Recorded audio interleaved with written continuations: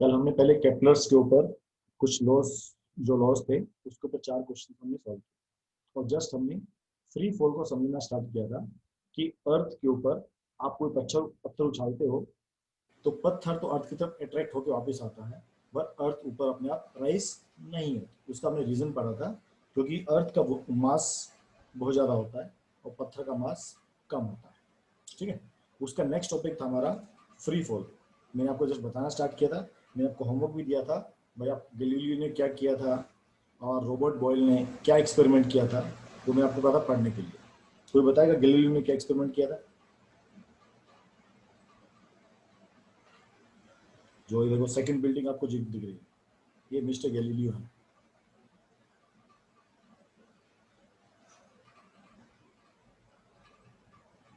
कौन है mister Galileo?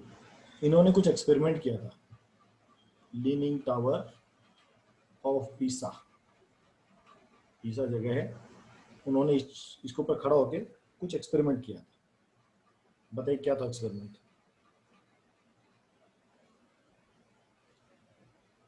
Okay, एक स्टोन डाला था या कई सारे स्टोन डाले थे? ओके गुड, शुभम ने मतलब पढ़ा है कुछ। He has two space of different mass. Okay good,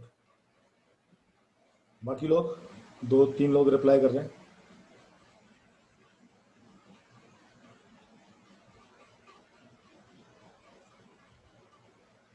okay, उसने ऑब्जर्व किया the speed of both object will be same, he thrown 2 objects of different mass. Okay, सब लोग रिप्लाई करो।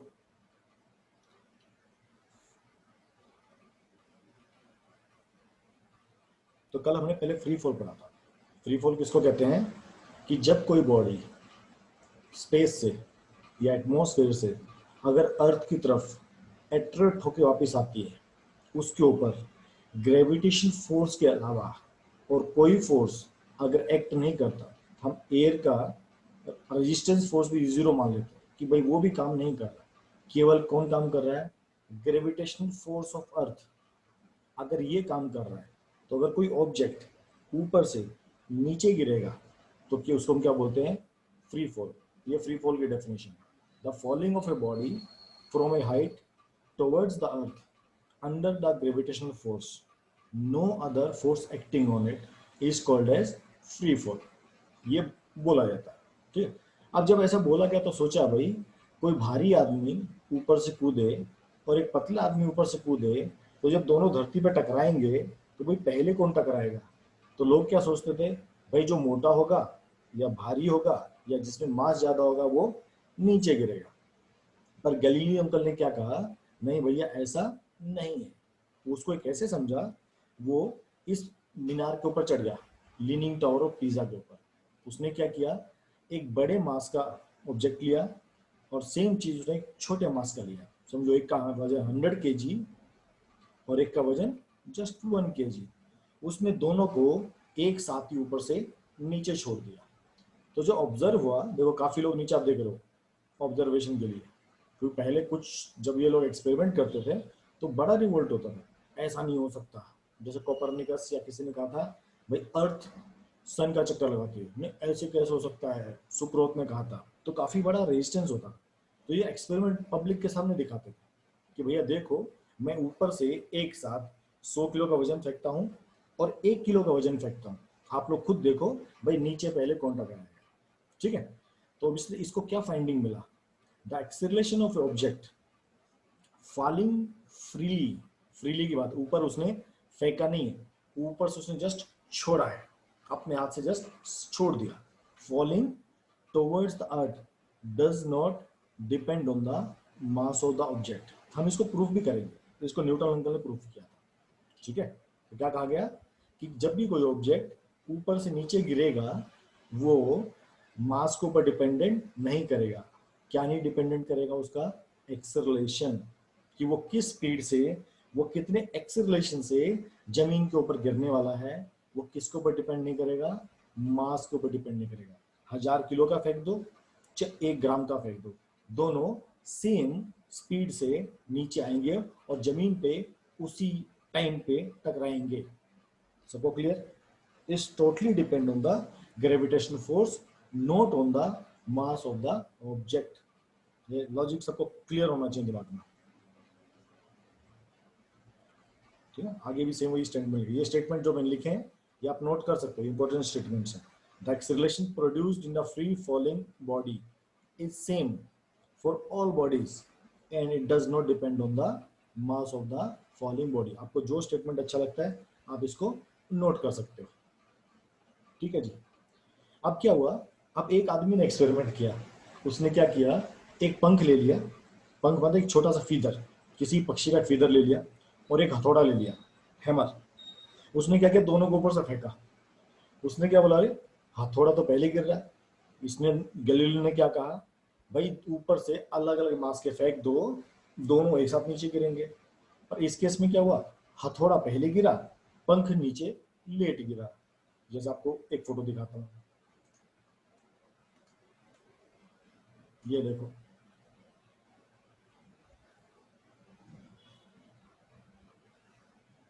ये वाला फोटो, केवल इस फोटो को ऑब्जर्व करो। ये हैमर और फेदर दोनों ऊपर थे, ठीक है।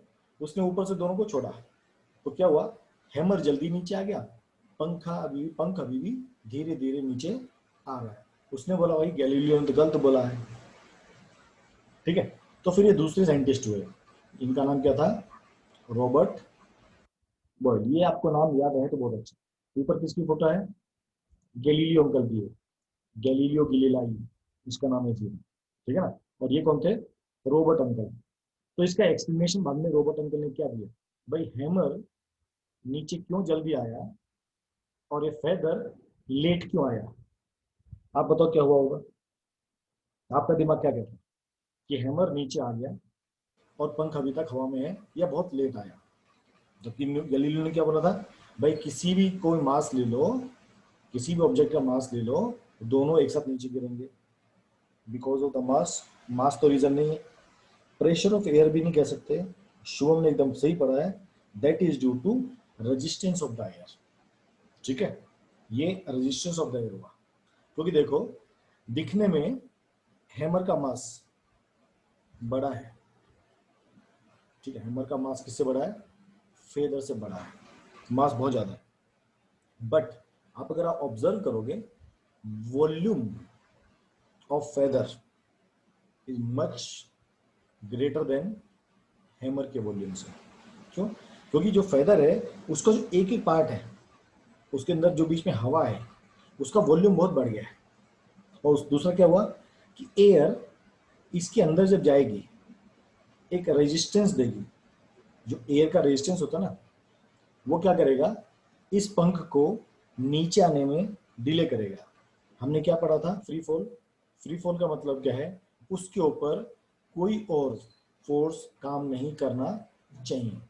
बट फीदर के केस में क्या हुआ, पंख के केस में क्या हुआ, उसके ऊपर एक अलग से फोर्स काम कर रहा है। किसका फोर्स काम कर रहा है, एयर का काम कर रहा है। एयर क्या कर रहा है, उसको नीचे आने से रोक रहा है। इस वजह से क्या हुआ, हैमर तो नीचे गिर गया, पंख अभी भी आ रहा है, ठीक है। तो रॉबर्ट बॉयल ने क्या कहा, भाई ये कंडीशन अगर आप अलग अलग ऑब्जेक्ट लेते हो तो आपको क्या करना पड़ेगा, आपको एयर हटाना पड़ेगा। आपको क्या करना पड़ेगा, एयर हटाना पड़ेगा। फिर उसने एक एक्सपेरिमेंट किया, उसने दूसरे ट्यूब में क्या किया, हैमर और पंख रखा और वैक्यूम पंप की मदद से, वैक्यूम पंप वो डिवाइस होता है जो अंदर से हवा को सक कर सकता है, हवा हम बाहर निकाल सकते हैं, ठीक है। अब उससे क्या हुआ, अंदर की सारी एयर बाहर निकल गई। अब उसने क्या किया, इसको उल्टा कर दिया, इसलिए स्टब को उल्टा कर दिया। यहाँ पर आपका हैमर, यहाँ पर आपका फेदर है। उसने ऑब्जर्व किया, अब दोनों एक साथ ही नीचे बॉटम को टच करेंगे। तो मतलब जो एयर का रेजिस्टेंस फेदर को नीचे आने से रोक रहा था, अब उसने एयर ही निकाल दिया वैक्यूम पंप की मदद से। अब दोनों सेम टाइम पे नीचे टकराएंगे। तो ये किसने प्रूफ किया था, रॉबर्ट बॉयल ने, कि भाई गैलीलियो अंकल सही कह के गए थे, अगर आप ऑब्जेक्ट अलग रहे हो तो आपको वो भी देखना पड़ेगा, मतलब एयर रेजिस्टेंस को मिल रहा है या नहीं, कोई अदर फोर्स एक्ट नहीं करना चाहिए। फ्री फॉल की डेफिनेशन क्या कहती है, no other force other than gravitational force. ये क्लियर हो सबको? इसको आपको अपने शब्दों में लिखना आना चाहिए। मैं आपको एक्सप्लेन कर सकता हूँ चीज़ों, बट इनको अपने शब्दों में आपको प्रेजेंट करना आना चाहिए कि भाई ये क्या रीज़न था, कि क्यों फेदर लेट हो रहा, वैक्यूम में क्यों हो रहा है। एग्री? क्योंकि देखो 8th क्लास तक कैसा होता है, प्लीज शो अबाउट स्टेटमेंट। तो 8th क्लास तक क्या होता है, टीचर ने बोला 2 लाइन लिखना है तो हम 2 लाइन लिखते हैं, ठीक है। लेकिन 9th 10th से क्या होता है, अब लोगों को आगे तब कर डालना है कि अब हम खुद अपनी भाषा में लिखना सीखें, जो बहुत इंपॉर्टेंट है। क्योंकि 10th से लेकर 12th तक हम जो लिखते हैं वो हमारे लॉजिकल ज्यादा होता है, कंटेंट इंपॉर्टेंट होता है, क्वालिटी इंपॉर्टेंट होता है, क्वांटिटी नहीं होता। क्वांटिटी से इंपॉर्टेंट क्या होता है, कंटेंट, या उस कंटेंट का क्वालिटी कैसे है, वो बहुत इंपॉर्टेंट होता है कि आप सही में लॉजिक पकड़ पाएंगे, वो लॉजिक क्या है। आगे चल सकते हैं। अभी हमने क्या सीखा भाई, कोई ऑब्जेक्ट जब ऊपर से गिरेगा तो किसके ऊपर डिपेंड नहीं करेगा, मास के ऊपर। जो एक्सेलरेशन जिस स्पीड से नीचे गिरेगा तो वही मास के ऊपर डिपेंड नहीं करेगा। अब इसको हम प्रैक्टिकली प्रूफ करेंगे कि भाई क्यों नहीं गिरता है। एग्री? सब रेडी है इस चीज के लिए? तो फिर हम अगले पेज पे चलते हैं।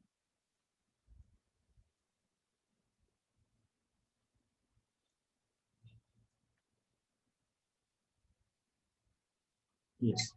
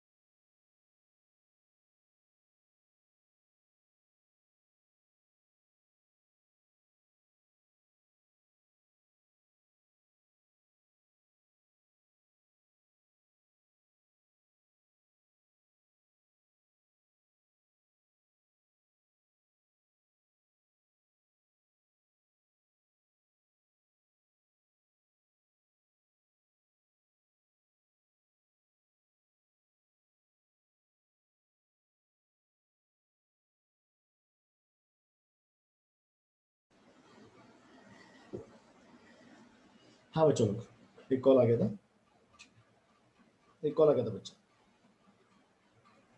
यस। ठीक है। अभी हम लोग क्या फाइंड आउट करेंगे, भाई जो एक्सेलरेशन है कि वो केवल मास के ऊपर डिपेंड करता है, कैसे डिपेंड करता है। ठीक है। अभी जैसे अपना ऑब्जेक्ट है, ये ऊपर से नीचे गिरने लगा है, आपने इसको ऊपर से गिराया, आप ऑब्जर्व कर पाओगे 1 सेकंड में इसने इतना डिस्टेंस कवर अप किया, दूसरे सेकंड में इसने इतना डिस्टेंस कवर अप किया, थर्ड सेकंड में इसने इतना डिस्टेंस कवर अप किया। इसका मतलब इसका एक्सेलरेशन बढ़ रहा है। ठीक है। तो हम निकालेंगे भाई, अगर 1 kg का मास है, मैं इसको ऊपर से जब छोड़ देता हूँ तो कितने मतलब एक्सेलरेशन से नीचे आएगा। ठीक है। वो 1 किलो के लिए लागू होगा, वो 5 के लिए भी लागू होगा, क्योंकि मास के ऊपर डिपेंड नहीं करता।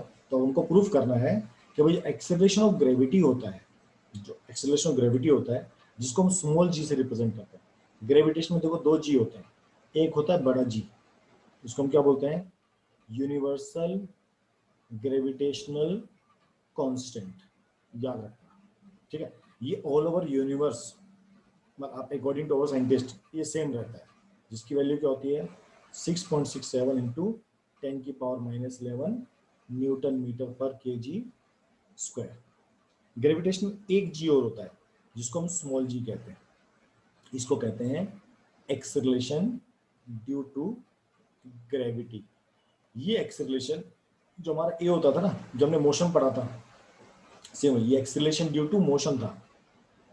है ना, जो हमने ए लिया था उसको हम क्या कहते थे, एक्सेलरेशन ड्यू टू मोशन। वही चीज ग्रेविटेशन चैप्टर में ए की जगह क्या बन जाती है, जी, और इसको हम कहते हैं acceleration due to gravity. Clear? तो हम देखेंगे एक चीज क्या होता है। ठीक है, अब हमने बताया कि जो ऑब्जेक्ट होता है, कोई ऑब्जेक्ट जो ऊपर से नीचे आ रहा है, समझो ये हमारी अर्थ है, ये पत्थर ऊपर था, ये मास इसका m है, अर्थ का बिग M है, ये हमारा r डिस्टेंस है। ठीक, इसको हमने ऊपर से नीचे छोड़ दिया। तुमको मालूम है इसके ऊपर एक ग्रेविटेशनल फोर्स काम करेगा, तो इसको हम कैसे रिप्रेजेंट करते थे, g into m upon are square. ये सबको क्लियर है? ये कौन सा फोर्स है, इसको हम क्या कहते थे, ग्रेविटेशनल फोर्स। ये इस ग्रेविटेशनल फोर्स की वजह से ये पत्थर नीचे गिरता है। ठीक है, अब न्यूटन अंकल क्या कहते हैं सेकंड लॉ में, कि जो फोर्स होता है वो मास इनटू एक्सेलरेशन होता है। कि भाई इस पत्थर के ऊपर जो ये फोर्स लग रहा है, किसके ऊपर, इस पत्थर, ये स्मॉल पत्थर के ऊपर कौन फोर्स लगा रहा है, अर्थ फोर्स लगा रही है। अर्थ क्या कर रही है, इसको नीचे खींच रही है। ठीक है, अर्थ क्या कर रही है, इसको नीचे खींच रही है। इसकी वजह से ये पत्थर एक फोर्स फील करेगा। ठीक है, ये फोर्स ये है ग्रेविटेशनल फोर्स जिसको हम बोलते हैं। अब ये फोर्स क्या कर रहा है, इस मास के अंदर एक एक्सेलरेशन प्रोड्यूस करेगा, क्योंकि किसी स्पीड से तो नीचे आ रहा है ना। क्योंकि देखो इस फॉर्मूले में कहीं भी एक्सेलरेशन नहीं है। ठीक है, और फोर्स क्या होता है, मास इनटू एक्सेलरेशन। भाई ये ग्रेविटेशनल फोर्स जब इसको खींचेगा तो भी किस स्पीड से खींच रहा है ये भी हमको पता होना चाहिए, है ना। ये पत्थर जो नीचे आ रहा है भाई किस स्पीड से आ रहा है, किस एक्सेलरेशन से आ रहा है, वो हमको पता होना चाहिए। तो फोर्स इक्वल टू क्या होता है, मास इनटू एक्सेलरेशन। और ये फोर्स किसके ऊपर लग रहा है, भाई स्मॉल m के ऊपर लग रहा है। एग्री सब लोग? फोर्स जो लग रहा है किसके ऊपर लग रहा है, स्मॉल m के ऊपर लगेगा। और एक्सेलरेशन मतलब किसी मास को वेट, सर मतलब किसी मास को वेट नहीं होता, इज इट राइट? मास और वेट का कंसेप्ट हम आगे पढ़ेंगे। अभी हम जो समझे पर उसको समझो, ये अगली टॉपिक है, पर हम अभी जो पढ़ो उसको समझो।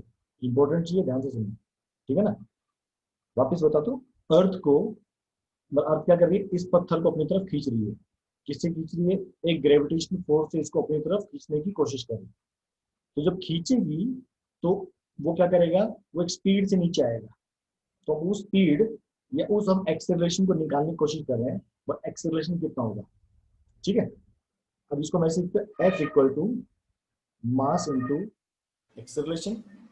और एक्सेलरेशन ड्यू टू ग्रेविटी क्या होता है, जी।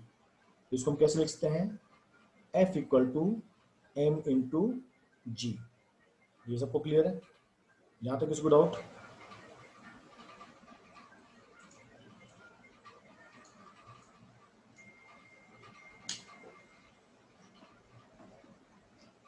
चलिए गुड। अभी देखो ये दोनों फोर्स सेम होंगे, है ना, both force will be equal. तो मतलब m into g will equal to ji into M upon are square, है ना। क्योंकि ग्रेविटेशन फोर्स उसको खींच रहा है, तो उस वजह से उस पत्थर पे एक फोर्स लग रहा है। तो वो फोर्स क्या कर रहा है, उसको मूवमेंट में कन्वर्ट कर रहा है। ये ग्रेविटेशन फोर्स क्या कर रहा है, उसको अपनी तरफ खींच रहा है।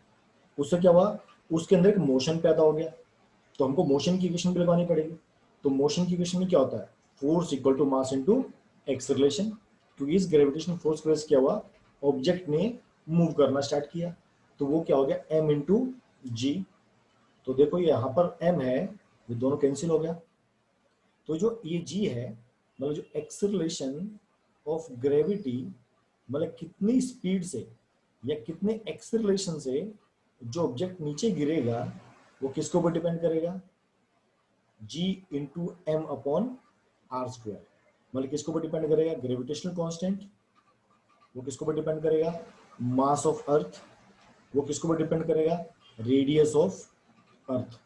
क्या इसमें कहीं भी पत्थर का रोल आया, क्या इसमें जो पत्थर कितने किलो का है 1 किलो का है, 2 किलो का है, 10 किलो का है, क्या कुछ ऐसा आया? नहीं आया। इसका मतलब क्लियर होता है, जो पत्थर ऊपर से नीचे आएगा, जो पत्थर ऊपर से नीचे आएगा, उसके अंदर जो एक्सेलरेशन प्रोड्यूस होगा वो जी के ऊपर डिपेंड करेगा, वो एम के ऊपर डिपेंड करेगा, और आर स्क्वायर के ऊपर डिपेंड करेगा। वो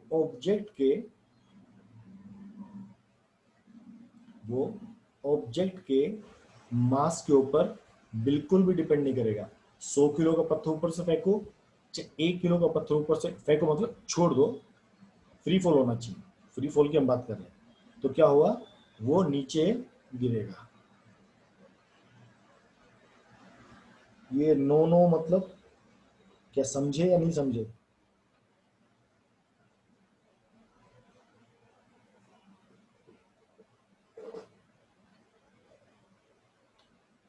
सबको क्लियर हुआ? हाँ जी, बताता हूँ आपको जो आपने कहा।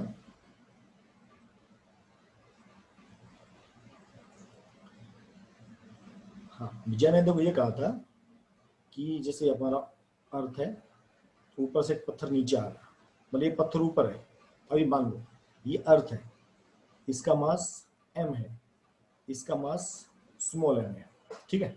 ये पत्थर ऊपर हवा में था, मैंने इसको पकड़ के रखा है, ठीक है। अब अर्थ जब मैं इसे छोड़ूंगा, अगर अर्थ का ग्रेविटेशन फोर्स क्या करेगा, इसको नीचे खींचने की कोशिश करेगा। तो जैसे इसको नीचे खींचने की कोशिश करेगा, तो जब भी किसी चीज के ऊपर, तो इसका मतलब क्या, उसके ऊपर एक फोर्स काम कर रहा है। कौन सा फोर्स काम कर रहा है? ग्रेविटेशनल फोर्स काम कर रहा है। वो क्या कर रहा है, इसको नीचे की तरफ पुश कर रहा है। अब पुश करने से क्या हुआ, जो पत्थर ऊपर था उसकी पोजीशन अभी यहां से यहां पर आ गई। ये अपना ऊपर वाला फोटो देखो, ये पहले इस पोजीशन पर था, देखो एक सेकंड, ये पहले इस पोजीशन पर था, देखो यहां पर इसको ग्रेविटेशनल फोर्स लगा। अब क्या हो, ये पत्थर इस पोजीशन पे आ गया, तो ये अब तब भी इसके ऊपर ग्रेविटेशनल फोर्स लग रहा है, ठीक है। अब क्या हो रहा है, ये अर्थ जो है इसको अपनी तरफ खींच रही है। इसका मतलब इसने यहां से यहां पर मूव किया। अब जब कोई चीज मूव करती है, कोई चीज यहां पर पड़ी हुई है, तो इसके अंदर कोई मोशन है क्या? इसके अंदर कोई मोशन नहीं। इसका मतलब एक्सेलरेशन क्या होता है? जीरो। पर जब भी ऑब्जेक्ट यहां से यहां पर मूव करेगा, तो किसी न किसी एक्सेलरेशन से मूव करेगा, तो हम उसी एक्सेलरेशन को निकाल रहे हैं।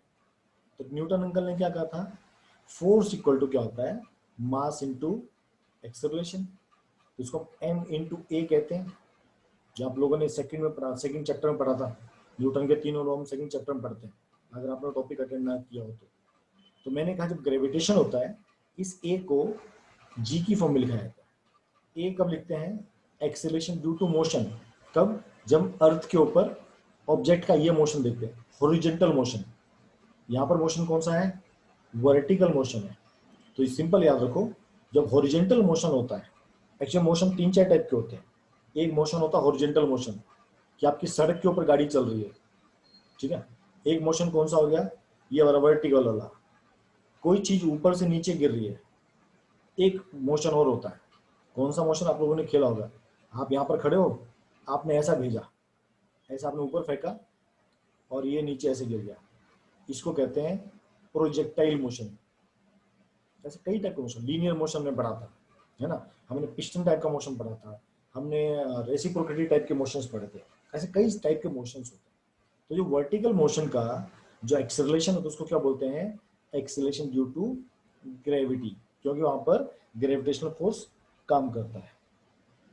अभी क्लियर हुआ सभी बच्चों को? अभी भी किसी को डाउट है तो प्लीज पूछ सकते हो आप लोग। ये चैप्टर बहुत अच्छा है और ये समझने वाला है,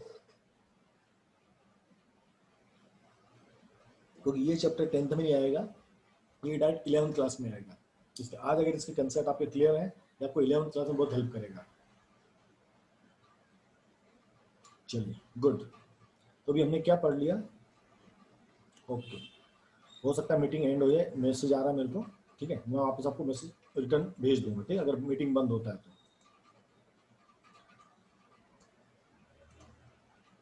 तो ये हमने यहाँ निकाल लिया कि जी होता है, हम जी की वैल्यू भी निकालेंगे, है ना। चलो जी, हम इस जी की वैल्यू निकालेंगे। भाई एक्सेलरेशन ड्यू टू ग्रेविटी जो जी होता है उसको कैसे निकालेंगे? जी की वैल्यू क्या होती है? 6.67 इंटू 10⁻⁻11। अर्थ का मास कितना होता है? 6 इंटू 10⁻24। और हमने अर्थ का रेडियस कितना बताया था आप लोगों को? समथिंग 6.8 समथिंग वैसे ही था कुछ, 6 पॉइंट समथिंग एंड 10⁻6 मीटर इसका स्क्वायर। एक मिनट जस्ट चेक कर लेते हैं एग्जैक्ट वैल्यू कितनी होती है।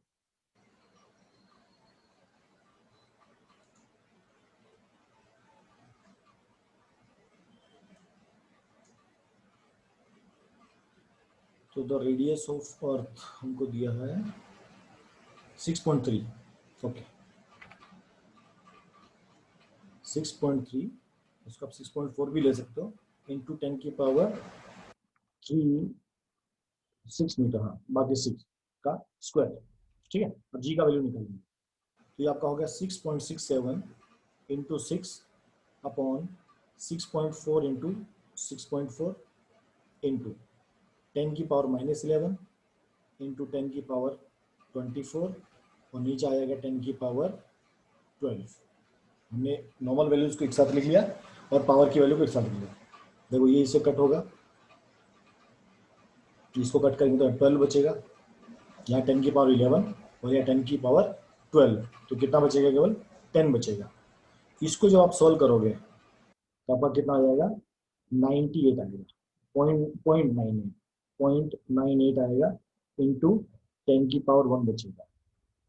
और इसको जब अरेंज करेंगे तो 9.8 मीटर पर सेकेंड स्क्वायर। अभी कैसे आया? देखो यूनिट हमारा बड़ा जी का क्या होता है? Newton meter square upon kg square. ठीक है, इनटू ये जी कितना होता है? मतलब ये तो हो गया मास, तो केजी स्क्वायर, यहाँ पर क्या हो गया? मीटर स्क्वायर, मीटर स्क्वायर से मीटर स्क्वायर कैंसिल, केजी से केजी स्क्वायर कैंसिल। ये जी, अच्छा जी का वैल्यू थोड़ा उल्टा होगा, ये जी का वैल्यू आपका आएगा न्यूटन, मतलब जी इक्वल टू मीटर पर सेकेंड स्क्वायर। इसमें यूनिट्स में कुछ गड़बड़ है, मैं वापस एक बार चेक कर लूँ। इसको हम क्या बोलते हैं? Acceleration due to gravity. ये कितना आता है? 9.8 मीटर पर सेकेंड स्क्वायर। मतलब एक सेकेंड में ये 9.8 मीटर पर सेकेंड की स्पीड से नीचे जाता है। एक सेकेंड में ये 9.8 मीटर कवर अप करता है। ठीक है, इसलिए अर्थ पे अब क्वेश्चन ये राइज होता है, क्या अर्थ पे हर जगह शुभ जी निकालने के लिए मास ऑफ अर्थ हमने बोला उसका जरूरत ही नहीं पड़ता है। ठीक है, मास कोई भी हो, 1 किलो का हो, 100 किलो हो, सब 100 kg हो, सबके ऊपर जी का वैल्यू 9.8 मीटर पर सेकेंड स्क्वायर लागू होगा। चाहे 1 किलो का वेट हो, चाहे 100 kg का वेट हो, ये इस एक्सेलरेशन से नीचे आता है। सबको जी का वैल्यू निकालना आ गया? जी का वैल्यू कैसे निकालते हैं?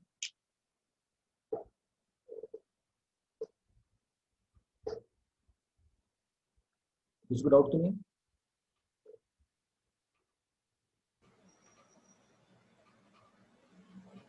ओके, अब क्वेश्चन ये राइज होता है, भाई पत्थर मैं ऊपर से 1 किलो का फेंकूं, 10 किलो का फेंकूं, 100 kg का फेंकूं, सब नीचे सेम कांस्टेंट एक्सेलरेशन से आएंगे, सेम टाइम पे नीचे गिरेंगे, तो क्या अर्थ पे क्या सब जगह जी का वैल्यू सेम होगा क्या?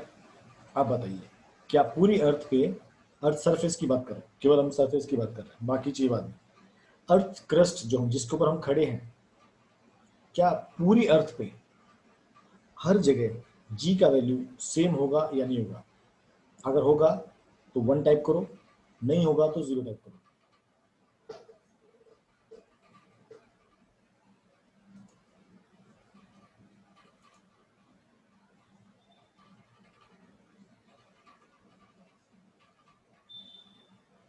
सब लोग रिप्लाई करो, कुछ लोगों ने रिप्लाई किया नहीं।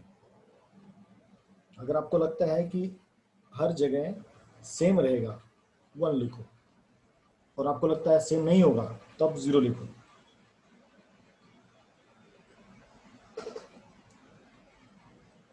ओके, अभी आपको बताता हूँ कैसे। अर्थ का नॉर्मली जो शेप होता है वो थोड़ा सा फ्लैट टाइप का होता है, आप उसको ओवल शेप कह सकते हो। अगर मैं इसको सेंटर लेता हूँ और इस रेडियस को अगर ऐसे देखता हूँ, ये रेडियस और ये रेडियस, ये दोनों वेरी करते हैं, समझे आया? इसको हम क्या बोलते हैं? पोल्स। आपको मालूम है जो अर्थ होती है पोल्स पे थोड़ा फ्लैट होती है, और ये पार्ट कौन सा हो गया? इक्वेटर। ये पार्ट कौन सा हो गया? इक्वेटर। तो नॉर्मली अर्थ पूरी सर्किल ना होके वो क्या होता है, थोड़ा सा यहां से ऊपर से फ्लैट हो जाता है। कहां पर फ्लैट होता है? पोल्स पे। इसका मतलब ये हुआ, ये रेडियस अगर r है, r1 है, और ये रेडियस अगर r2 है, तो r2 is greater than r1। वो थोड़ा सा कैसा है? चपटा है, फ्लैट है। कहां पर? पोल्स पे। याद रखना, ये कभी कभी एक नंबर पे क्वेश्चन पूछा है, ठीक है?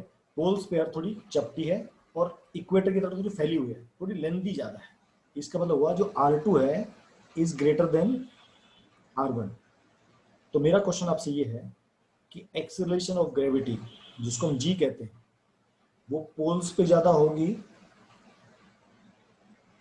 या फिर इक्वेटर पे ज्यादा होगी? ये आपका ऑप्शन ए है, ये आपका ऑप्शन बी है। ऑप्शन ए क्या है? पोल्स पे ज्यादा होगी जी, इक्वेटर पे कम होगी। ऑप्शन बी क्या है? इक्वेटर पे ज्यादा होगा, पोल्स पे कम होगा। बताइए, ऑप्शन ए और ऑप्शन बी।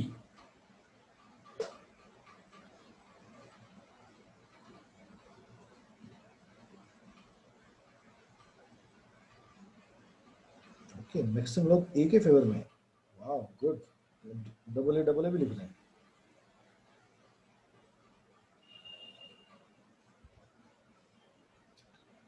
चलिए, आपको इंट और देता हूँ। G equal to ji into M upon are square होता है, ठीक है? अगर आर बड़ा होगा तो जी क्या होगा? कम होगा। एग्री? और आर अगर छोटा होगा तो जी बड़ा होगा। ये भी एग्री? अभी हमको क्या दिया है, इससे बड़ा कौन है? R2।